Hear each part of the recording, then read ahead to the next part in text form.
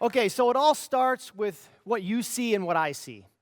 See, when I show you this picture, I know exactly what you see. You see somebody who's fat. You see somebody who's lazy, somebody who's broken. When I show you this picture, I know also what you see. You see a mom who maybe took better care of her family than she took of herself. When I show you this picture, you see a guy who lifted the food up to his own face, right? So it's hard to have sympathy for him because, after all, he had a choice and he made the wrong one. I want you to take a leap of faith with me. I want you to climb inside my head, and I want you to see this picture through my eyes. Because I don't see somebody who's broken. I see somebody who could be strong, somebody who could be an athlete. I don't see somebody lazy.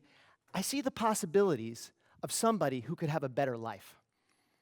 I look at that guy and I know that with a little bit of help, we could change him.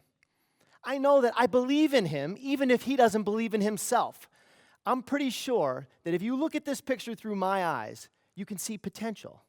And potential equals hope, and hope equals a better life. I know that I can wake the beast within people like this. A beast that is so powerful, it's immune to French fries. It's immune to cupcakes. It's immune to temptation. Only he doesn't know it yet.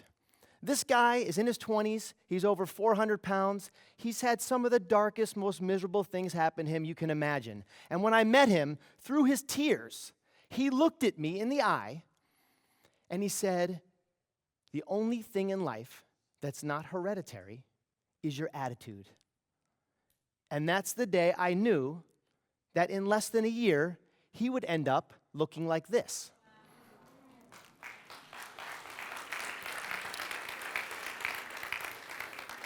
His name is Bruce, and he's an amazing human being. And this is a picture he sent me recently on a Sunday. And this mom right here said to me, I'm embarrassed. I can't even go to my husband's Christmas party anymore because this is not the woman that he married. She didn't have a great story. All she had was she just wanted her husband to be proud of her. And in less than a year, this is what happened to her. Georgiana. Yeah, I'm super proud of them. And what people don't realize is when we first started with weight loss transformation on television, nobody really knew what the possibilities were. I sold the show, we picked up the phone, we called every medical professional in the United States. I was looking for the right answer. Hey, how much can somebody lose in a week? They said, oh, between 1 and 3 pounds. I was like, oh my God, that's not good. That's not good television. 1 to 3 pounds is bad. So I kept calling people until I got the right answer. Only nobody gave me the right answer. So finally I had to go back to the network executive, the president of the network, and be a good producer. And I said, the best we can do is 1 to 3 pounds a week. I'll never forget the moment because he leaned in and he said, if that's the case, you will never work at this network again. And I was like, uh-oh. So we had to pick a different method. We had to use this obstacle and turn it into an inspiration. In the beginning, we tried to take the contestants to a restaurant in Los Angeles to teach them how to order off the menu. I could not find one restaurant in Los Angeles willing to let us do it. In the end, I had to pay a $5,000 fee. I had to paint the corner of the restaurant. And on top of that, I had to make sure that we didn't show the entrance. And I had to do it all in writing. We were trying to start a movement, though, and people didn't understand that. Because 5 years later, we picked vegetables out of the Obama garden, and we ate at the White House table. So that's the difference. That's what change can do. So I ask you guys, when you look at those people, to see something different. See what I see. Because it's not about who they are now. It's about who I can make them believe they can become. I inspire them. I motivate them. I give them the one 4-letter word that they need. That's a game changer. Hope. For thousands of years, hope has led men to battle. Hope is the basis for almost every religion on the planet. Hope has even elected our current president of the United States. I'm one of the creators of weight loss transformation. I created shows like The Biggest Loser, Extreme Weight Loss, shows that use love and the belief in the human spirit to accomplish what professionals can't. So I'm sure you're wondering, like, okay, well, how do you take someone that's hopeless and turn them into someone that's hopeful? And it sounds easier than maybe you thought. I hug them. That's how I start.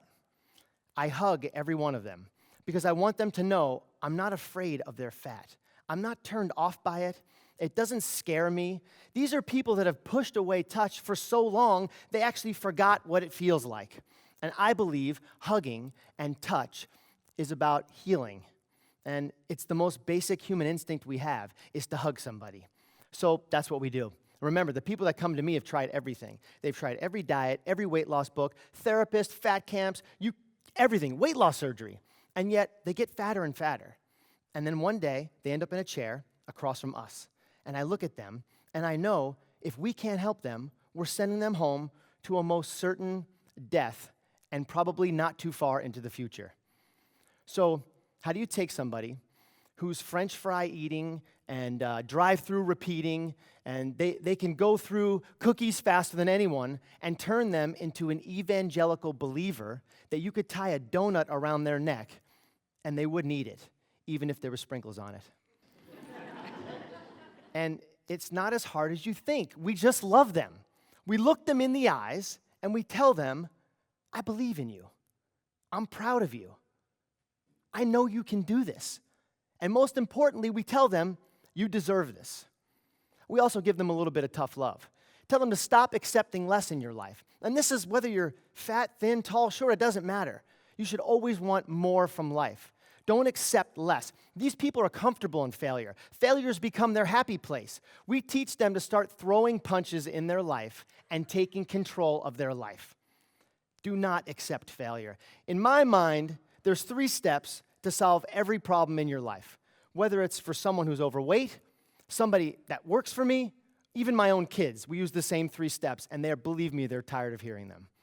So I'm going to tell you what they are. Step number 1, identify the problem.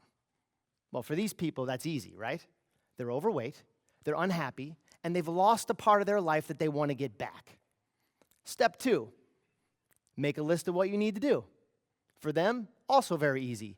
They need to move more, and they need to eat less. Simple. Step number 3 is the game changer. It's the one that you're all on the edge of your seat waiting for. I know, I can tell. You got to lean in close because it's earth-shattering. It's something that will change you forever. Step number 3 is do it. Just do it. Stop talking about it and go do it. Keep your promises. How many diets have you heard of that start on Monday, and by Monday afternoon they're like, I'll do it next week? Keep your promises.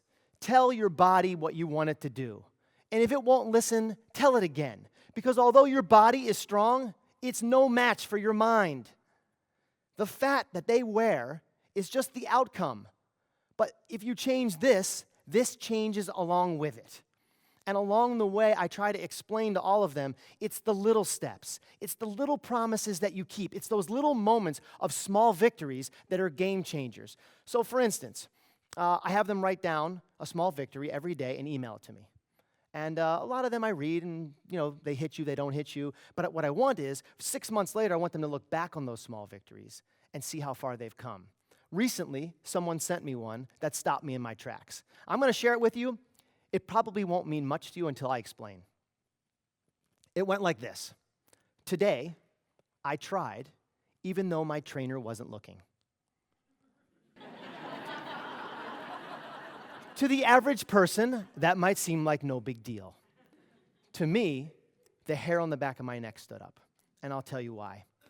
Because I realized, where else wasn't this person trying when no one was looking? As a father, as a husband, as a coworker, as a human being, how many switches did this guy turn off in his life until he was sitting in a dark room? How many years has he been in that dark room? And yet, in less than a week with us, he flipped on the most important switch of all. He realized, wait a minute, I'm doing this for me. I deserve it.